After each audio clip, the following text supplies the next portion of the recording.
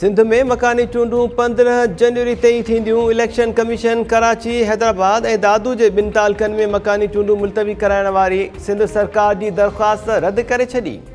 वफ़ाक़ी घरू वज़ारत खे हसास ऐं इंतिहाई हसास पोलिंग सेशन्स ते फ़ौज ऐं रेंजर्स जी मुक़ररी यकीनी बणाइण जी हिदायत। Chief election commissioner Sikandar Sultan Raja जी सदारत हेठि इलेक्शन कमीशन जे इजलास में चइनी मेंबर्स जी शिरकत। इजलास में सिंध हुकूमत जूं चूंडूं मुलतवी कराइण वारी दरख़्वास्त ऐं नोटिफिकेशन जो जाइज़ो वरितो वियो। इलेक्शन कमीशन सिंध सरकार जी दरख़्वास्त खे रद्द करे छॾियो। इलेक्शन कमीशन हुकुम जारी कंदे चयो त कराची डिवीज़न, हैदराबाद ऐं ॿियनि ज़िलनि में मकानी चूंडूं शेड्यूल मूजिबि 15 जनवरी ते ई थींदियूं।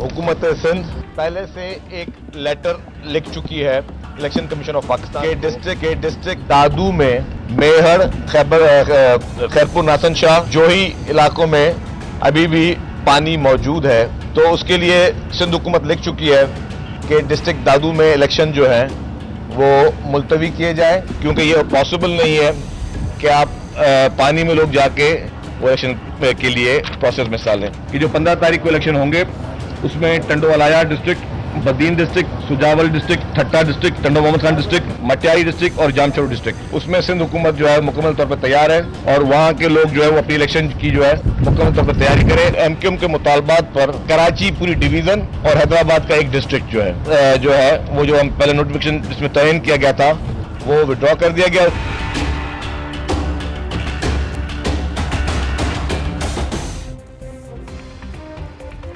कराची, हैदराबाद ऐं दादू ज़िले जे ॿिनि तालुकनि में 15 जनवरी ते मकानी चूंडूं न थींदियूं। सिंध सरकार इलेक्शन कमीशन खे ख़त लिखी छॾियो। गुज़िरियल ॾींहुं people's party chairman Bilawal Bhutto Zardari जी सदारत हेठि सीएम हाउस में थियल इजलास दौरान मकानी चूंडूं मुलतवी कराइण जो फ़ैसिलो कयो वियो।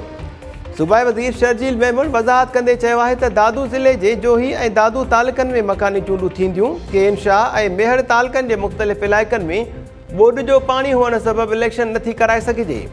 टंडो अलहयार, बदीन, सिजावल, ठट्टो, टंडो मोहम्मद खान, मटियारी ऐं जामशोरो में बि मकानी चूंडूं कराइण लाइ तयारु आहियूं।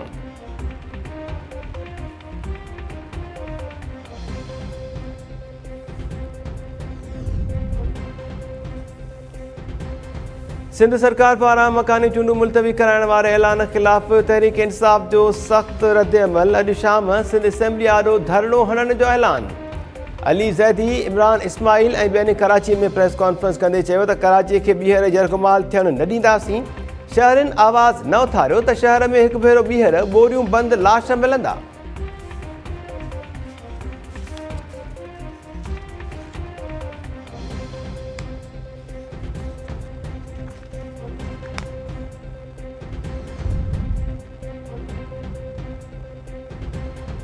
इलेक्शन कमीशन पारां सिंध सरकार जी दरख़्वास्त रद्द करण बाद जमात इस्लामी अॼु कराची में इलेक्शन कमीशन जी ऑफिस आॾो धरणे वारो ऐलान वापसि वठी छॾियो। जमात इस्लामी कराची जे अमीर हाफ़िज़ नईम प्रेस कॉन्फ्रेंस कंदे चयो त पीपल्स पार्टी अवाम खे आइनी हक़नि खां महरूम करणु चाहे थी।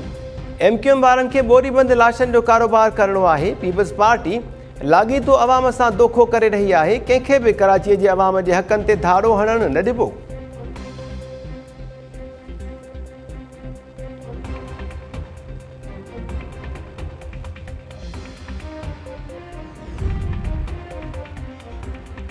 Supreme court Sindh text book board Jamshoro जी ऑडिट कराइण जो हुकुम ॾेई छॾियो। चीफ जस्टिस उमर अता बिंदयाल जी सरबराही में 2 रुकनी बेंच फॉरेंसिक ऑडिट वारे केस ते ॿुधणी हलाई।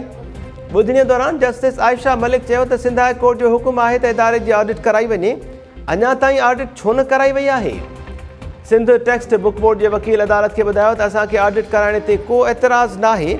चीफ जस्टिस चयो त मुल्क जे सभ खां वॾी कमज़ोरी तालीम ते ध्यानु ॾियणु नाहे। अवां जो सूबो घोस्ट स्कूल्स जे करे मशहूरु आहे। इदारे जी जल्द ऑडिट कराए रिपोर्ट अदालत में जमा कराई वञे।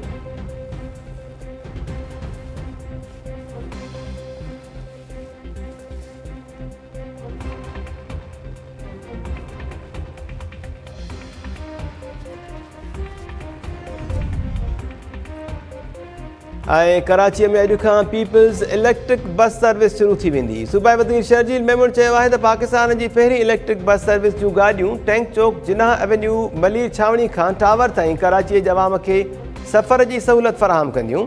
पीपल्स इलेक्ट्रिक बस सर्विस जो किरायो 50 रुपया हूंदो। एयरपोर्ट ॾांहुं वेंदड़ शहरी भी इलेक्ट्रिक बस सर्विस इस्तेमालु करे सघनि था।